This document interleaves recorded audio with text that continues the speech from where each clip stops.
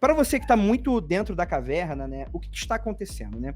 Está acontecendo uma série de movimentações no planeta, porque eu não sei como foi para você o seu estudo. Eu sou dos anos 90 e o meu professor de geografia, ele falava o seguinte: o que segura o mundo não entrar numa terceira guerra mundial ou em grandes conflitos armados é o poder da caneta, que é as questões econômicas. Porque para a economia mundial, não é lucrativo ter uma guerra. A gente pode discutir aqui que pontualmente, né, players conseguem lucrar com guerras, naturalmente, né?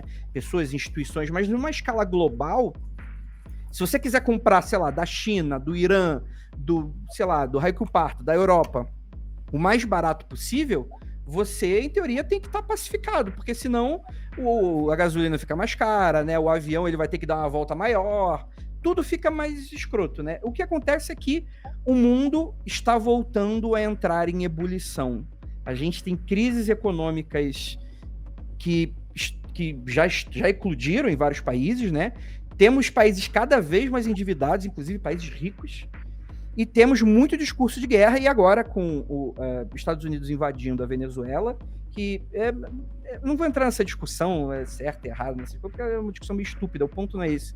O ponto é que um país como os Estados Unidos chegar a invadir, praticamente ele está acabando com uma função de uma ONU da vida, né? Tipo, literalmente a gente está lidando com uma reconfiguração global com grandes players que estão completamente pirados. Hoje, eu tô mais confiando na China do que qualquer outra coisa aí. Enfim, com esse pequeno preâmbulo, eu queria chamar o Caio, porque a minha explicação ela é de alguém que gosta muito de podcast de política internacional, consegue entender que cada vez mais as notícias estão ficando cada vez mais perigosas, mas que ao mesmo tempo é difícil para mim também entender o que está causando tudo isso, porque parece tão multifatorial, não só o que está causando, mas exatamente o que está acontecendo, né? Esse grande xadrez 4D do mundo, os reptilianos estão jogando com a gente. O que está acontecendo, Caio? Tá. Eu vou citar só duas teorias, não vou aprofundar mais do que isso, porque eu acho que já tá bom para o que o nosso público vai querer ouvir. Existe o que é chamado de o primeiro historiador do mundo, o primeiro historiador materialista do mundo, a primeira análise materialista histórica do mundo, foi um sujeito chamado Tucídides, que foi tentar explicar por que a guerra de Troia tinha acontecido. Que é uma guerra que a gente nem sabe como aconteceu, ela é quase mitológica, né? Sim. Tinham até dúvidas se ela tinha de fato acontecido, se existiu uma Troia, né? Qual grau e por aí vai, o que significou e por aí vai. E aí ele argumenta o seguinte, centenas de anos depois, você tinha um poder anterior, Troia, que era uma potência marítima, e depois surgiu um poder seguinte, Atenas, também uma potência marítima, porque tinha um estaleiro em Atenas. E aí, quando um poder cresce e destrona o outro, a tendência é existir uma guerra. Então, muito analista de política internacional vai argumentar que o que a gente está vendo é um aumento das tensões ligadas a o que eles chamam de dilema de Tucídides, ou seja, a falência de um grande poder e a ascensão de um outro grande poder. No caso, seria o declínio do Império Americano e a ascensão do mundo chinês. E esse é por aí dizer, uma análise simplificada, mas que eu acho que faz muito sentido em certo ponto. Só que a gente tem outro fenômeno acontecendo, que eu acho que a gente nunca pode perder de vista, que a descrição que se dá, não quero ser muito acadêmico no nosso público, mas a descrição que se dá é a necropolítica do antropoceno. O que quer dizer isso? O aquecimento global está chegando, um monte de gente não acredita, mas quem interessa acredita. As pessoas efetivamente ricas estão se preparando para um momento de colapso muito grande. Você vê Zuckerberg comprando ilha, gente fazendo bunker e por aí vai, para se preparar para esse momento. E no momento que você tem a imagem de vai ter menos biosfera para todo mundo, vai ter menos vida nesse planeta para sustentar tantas pessoas quanto a gente tem, você tem uma ascensão de regimes autoritários. Você tem uma ascensão de regimes que estão dispostos a ser violentos contra os pobres, que terão que ser sacrificados por conta do aquecimento global, por conta da tragédia climática iminente. Nesse cenário, uma certa corrida do ouro, do tipo, esse aqui são os últimos minutos que a gente tem para um mundo mais drástico e violento, para um mundo mais difícil. Também tende a acontecer. E aí você institui o que algumas pessoas chamam de policrise, um conjunto de crises sucessivas que vão acontecendo simultaneamente. Então, você tem desenvolvimento de tecnologias muito autoritárias, por exemplo, claro, internet, hoje em dia, claro, mas reconhecimento facial, para você ter vigilância eterna de todo mundo, IA, para você ter uma discussão de o que é verdade e o que não é, então você tem uma possibilidade de manipulação de massas muito grandes, IA para você gerenciar a produção sem precisar de ninguém, e por aí vai. Então, essa é uma crise. Aquecimento global é outra crise. Crescimento de governos autoritários nessa situação é outra crise. E por aí vai. Enfim, eu acho que esses são os dois cenários coincidentes, né? A gente está vendo a troca do império justamente no momento de crescimento da questão climática e que, por conta disso, deixa o mundo um pouquinho tenso. Perfeito, perfeito. E aí eu acho que você esbarra em vários assuntos aqui, que dariam podcasts à parte, mas aí a gente vai falar daqui a pouco dos bilionários, porque isso é real. Bilionários estão construindo bunkers no mundo todo, né? Tem várias discussões aí sobre esse tipo de prática, né? O que eles sabem que a gente não sabe, o que eles estão se preparando e por aí vai. E a gente tem essa grande afirmação que eu escuto muito na minha bolha, mas tem que entender que a minha bolha é limitada, né? Uma bolha progressista, etc. Que às vezes pode operar muito no wishful thinking da parada, né? Do tipo, esse pensamento desejoso, né? Que os Estados Unidos está em colapso, né? E assim, existem, assim como você citou, estudos acadêmicos, pesquisas, etc. e tal, existem algumas pessoas que cravam que os Estados Unidos está em declínio. Isso é verdade? Tem dados sobre isso? Bom, só pergunta fácil. Eu sou uma das pessoas que crava que os Estados Unidos está em declínio. Certo. Agora, dados sobre isso é muito complicado.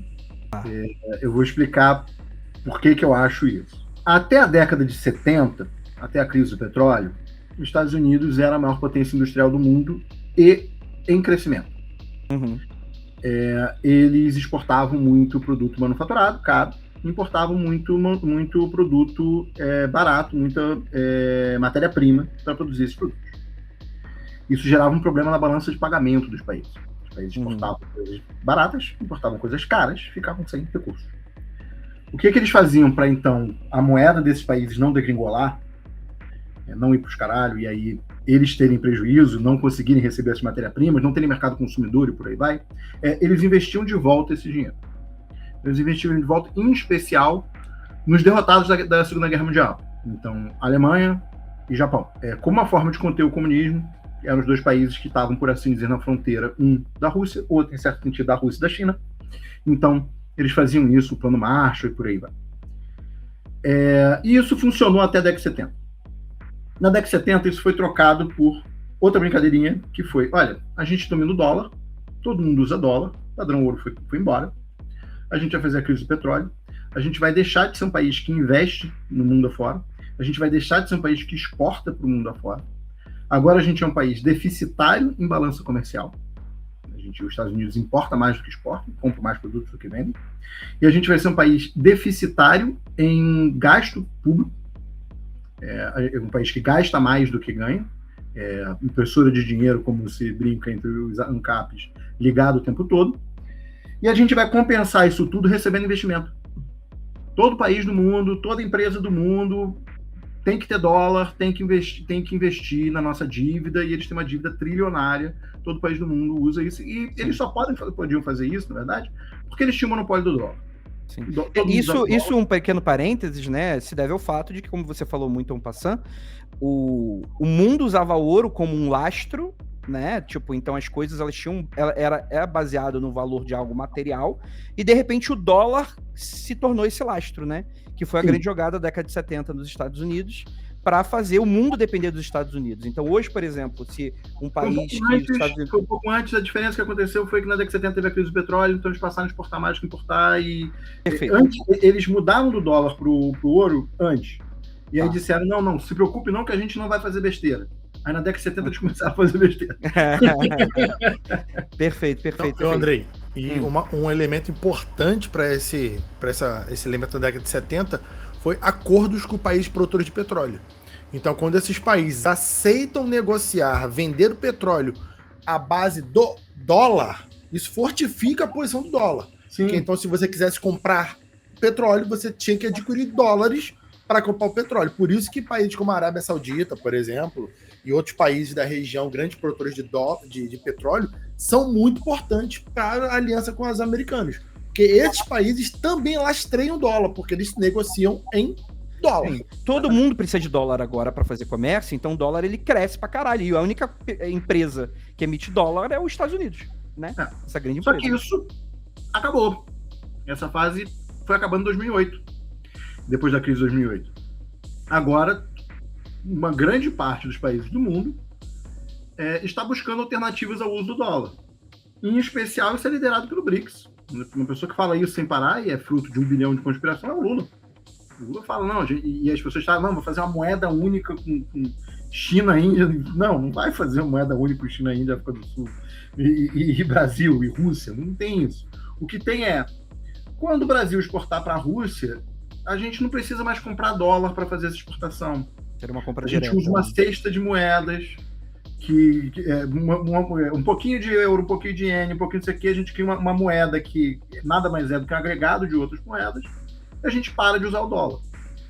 Quando isso começa a ser feito em escala global, porque os BRICS hoje em dia já são mais da metade do PIB do mundo, e crescendo, e aumentando o número de países, e por aí vai, e outros países buscam outras formas de fazer a mesma coisa. O euro, por exemplo, já é uma alternativa. Quando tem um comércio intra-Europa, esse comércio intra-Europa é feito em euro, não é feito em dólar. Então, quando você começa a ter várias alternativas ao dólar, esse privilégio exorbitante dos Estados Unidos de poder emitir a moeda do mundo vai caindo de relevância.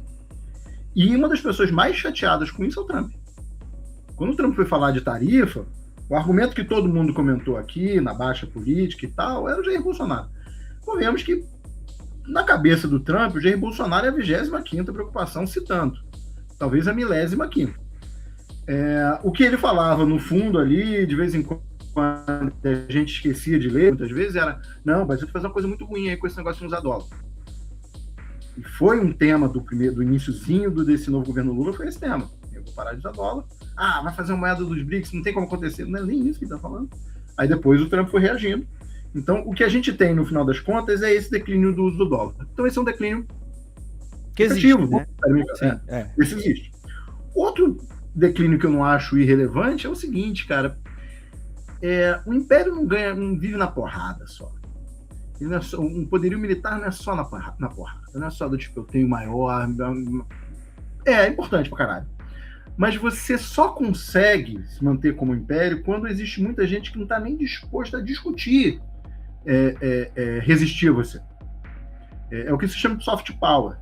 É o convencimento de que o seu lado é o certo, por isso as pessoas aderem de boa. E o soft power americano está sendo perdido, e não é só do tipo, o Trump faz merda, fala besteira, todo mundo fica com raiva. Isso é uma coisa. Mas o Trump daqui a pouco sai do governo, mesmo que ele se mantenha, mesmo que ele faça um terceiro mandato, e uma hora, ele já está com os 80 anos, uma hora o governo dele acaba.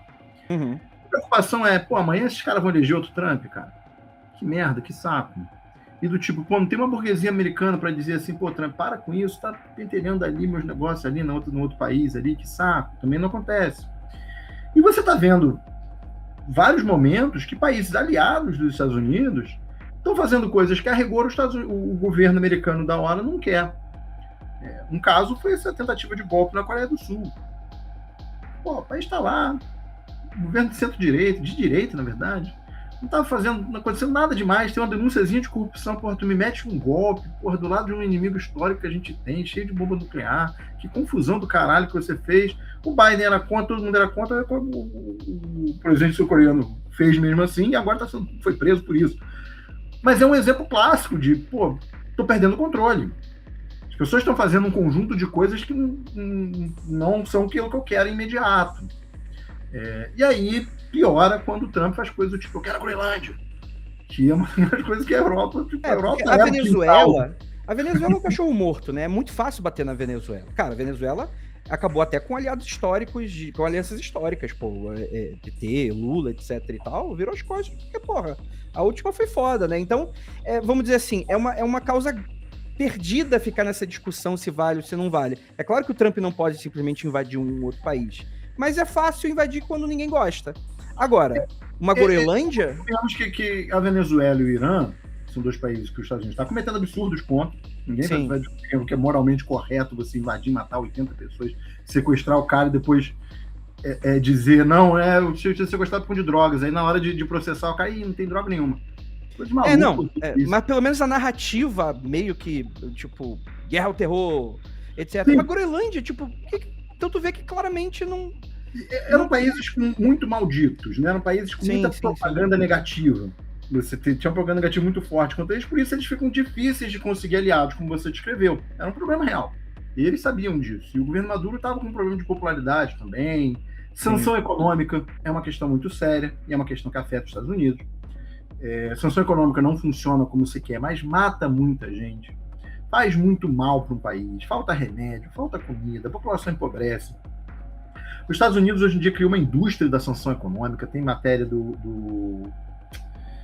esqueci o nome dele, nós do Washington Post sobre o assunto, sobre como se criou uma indústria do lobby pela sanção econômica, como sancionar todo mundo, não sei o quê.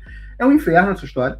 Sim. Faz muito mal para a população venezuelana, faz muito mal para a população iraniana, acaba com a popularidade do país. É verdade, empobrece, acaba com a popularidade. Demora muito mais tempo, mata muito mais gente, é um tipo de guerra econômica meio invisível, ninguém percebe. E aí é normal que o país fique com dificuldade de manter a popularidade ali. Sim. Acontece. Sim. É porque geralmente a gente não percebe, né? Porque quando a gente não toma uma sessão, essas proibições a gente não pode não notar. Mas lembre-se da pandemia.